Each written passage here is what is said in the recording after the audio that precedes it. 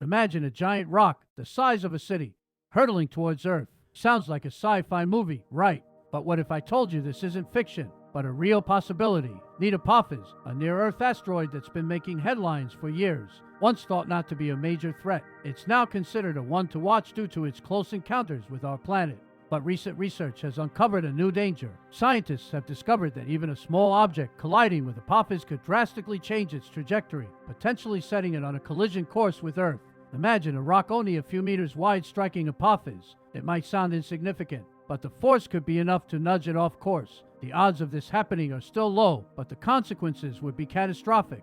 We're talking about an impact that could cause widespread destruction and even threaten human civilization. So, what can we do to protect ourselves? Scientists are constantly monitoring asteroids and developing new technologies to detect and track potential threats, but it's also important for us to be prepared.